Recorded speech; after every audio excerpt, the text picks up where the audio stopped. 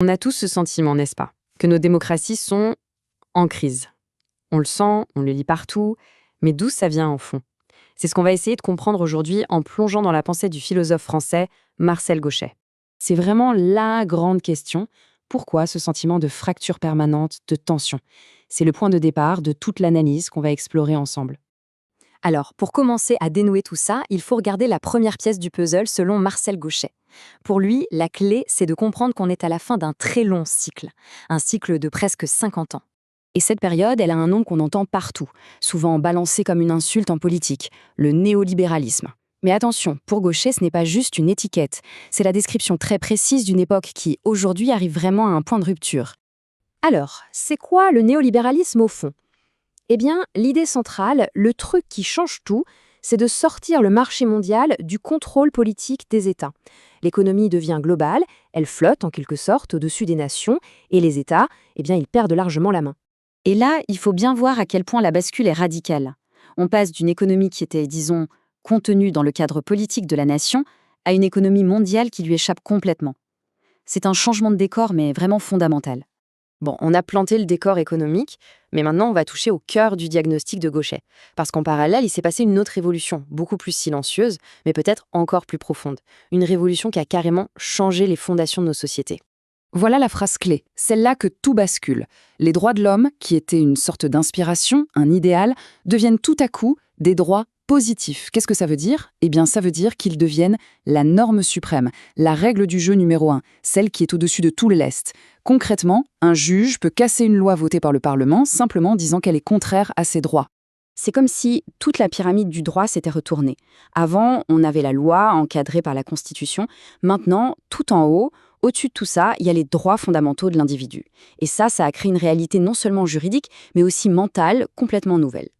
Le résultat, c'est un renversement total de perspective. La politique, son rôle, ce n'est plus de nous permettre de décider ensemble, collectivement, de ce qu'on veut faire de notre avenir. Non. Son rôle, c'est de servir et de protéger des droits individuels qui sont déjà là, qui préexistent, et qui sont vus comme supérieurs à n'importe quelle décision collective. Ok, on a donc ces deux grands mouvements, une économie mondialisée et le triomphe des droits de l'individu. Et la conséquence de tout ça, l'effet le plus spectaculaire, eh bien c'est la montée de ce qu'on appelle le populisme. Et attention, pour Gauchet, il ne faut pas voir le populisme comme une simple idéologie politique. C'est bien plus que ça. C'est une sorte de réaction, un contre-coup démocratique. C'est la voix du collectif qui dit stop, on veut reprendre le contrôle. Une exigence pour que les intérêts du groupe, des choses comme la sécurité, l'identité, redeviennent la priorité. Pour que ce soit bien clair, prenons un exemple, la criminalité. D'un côté, le système, basé sur les droits de l'individu, va mettre toute son énergie à protéger les droits de la personne accusée. C'est sa logique. De l'autre côté, la demande populiste va dire « Attendez, la priorité, c'est la sécurité de tout le monde, la sécurité du collectif. » On voit bien le choc frontal entre ces deux logiques. C'est vraiment ça le cœur de beaucoup de nos tensions. Le problème, au fond, c'est que notre machine politique est complètement déréglée. Elle ne sait plus comment trouver le juste milieu, l'équilibre entre ces deux pôles, l'individu et le collectif. Deux principes qui sont légitimes, mais qui sont entrés en collision. Alors quand la machine est déréglée comme ça, qu'est-ce qui se passe? Eh bien ça crée une confusion politique immense. C'est comme si toutes les cartes avaient été rebattues. Le résultat, c'est que la bonne vieille boussole politique, elle est cassée. Complètement. Les étiquettes gauche, droite, ça devient de plus en plus flou, ça ne veut plus dire grand-chose. Et pourquoi? Parce que chaque camp est devenu un paquet de contradictions internes. C'est assez fascinant à voir. D'un côté, on a une nouvelle gauche qui est très libertaire sur les questions de mœurs, sur les libertés personnelles, mais qui veut un État très fort en économie.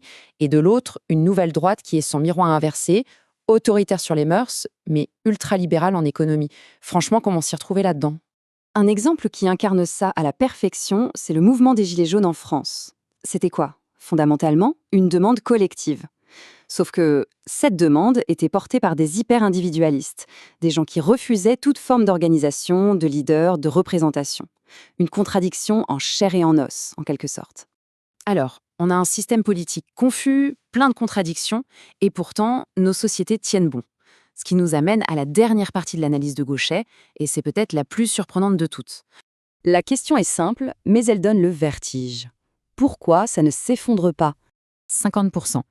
Qu'est-ce que c'est, ce chiffre? C'est grosso modo la part de toute la richesse qu'on produit collectivement qui est gérée et redistribuée.